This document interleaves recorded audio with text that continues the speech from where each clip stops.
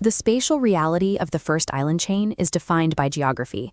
Japan's southwestern islands sit at a short distance from Taiwan, creating a physical link that neither nation can ignore. On a clear day, the mountains of Taiwan are visible to the naked eye from Yonaguni Island. This proximity makes these Japanese islands invaluable forward operating bases, capable of providing immediate logistical support in a cross-strait conflict. Beijing responds to this proximity by surging carrier strike groups into the waters south of Japan.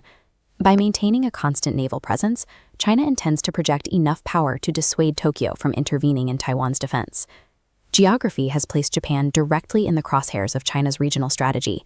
Physical location alone has forced Tokyo out of its historical role as a passive observer. The physical threat is quantified by China's arsenal. The military has spent years building a stockpile of approximately 2,000 ballistic and cruise missiles, all capable of reaching Japanese territory from the mainland. China uses a territorial grievance over the Senkaku Islands, dating back to 1895, to justify gray zone naval operations. These maneuvers often target the critical shipping lanes that Japan relies on for its very survival. Beijing has also opened a second front to the north by partnering with Russia. This alliance exploits the unresolved status of the Kuril Islands, which have been occupied by Russian forces since 1945. Today, this partnership manifests as joint patrols of heavy bombers and warships. These combined forces conduct aggressive exercises in the strategic sea lanes surrounding Japan, effectively squeezing the nation from both the north and the south.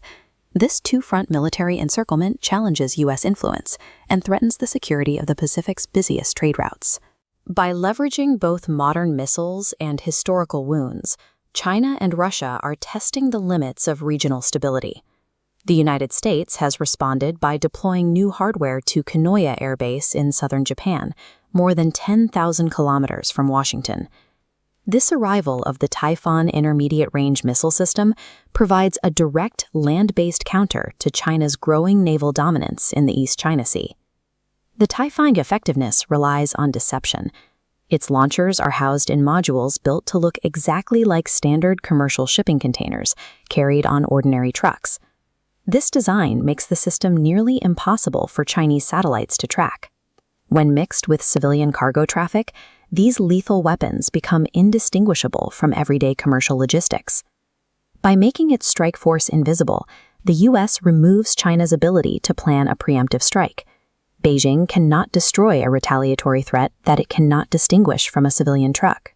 The containers hold Tomahawk cruise missiles with a 1,600-kilometer range and SM-6 missiles that travel at 3 times the speed of sound. When mapped from Kanoya Air Base, these ranges create a strike zone extending deep into the East China Sea and across the Chinese coast. Strategic hubs like Shanghai and Fujian are now within reach of these systems, covering any amphibious fleet attempting to cross toward Taiwan. The Typhoon is supported by a wider surveillance network. MQ-9 Reapers and Coastal Patrol aircraft provide the constant aerial monitoring needed to feed targeting data to the launchers. This is part of a multi-layered shield that includes Patriot batteries in Okinawa and Aegis destroyers docked at Yokosuka, designed to intercept threats at both high and low altitudes. By deploying this hardware, the U.S. has built a defensive wall that targets an invasion force before it can even leave the coast, effectively turning the geographic trap back on Beijing. While the missile systems are American, the shift in Japan's own national policy is what is truly altering the regional balance. Japan is moving away from the strictly defense-oriented posture it has held since 1945. Billions of dollars are now being redirected toward building a credible counterstrike capability. Tokyo is purchasing 400 Tomahawk missiles from the U.S., while simultaneously extending the range of its domestic Type 12 missiles, turning them into long-range offensive weapons. These forces are being integrated through a new Joint Operations Command. This allows U.S. and Japanese units to share satellite targeting data at 1/10 of a second, enabling a coordinated and simultaneous response to any detected threat. Japan has transitioned into an active strike force. By integrating its own long-range missiles with American sensors, Tokyo now maintains its own lethal readiness with its finger on the firing button.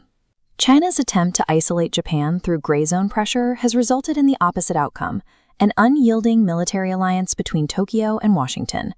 The physical space between these competing powers is shrinking, Every day, opposing fighter jets and warships operate practically on top of each other in the skies and waters around the southwestern islands. This concentration of firepower leaves no room for error. At these ranges, a single pilot's mistake or a technical miscalculation could be enough to trigger a wider conflict. The Pacific balance of power has been rewritten. Now, the world must watch to see if this new ring of fire deters an invasion, or if it has simply set the stage for a more dangerous arms race.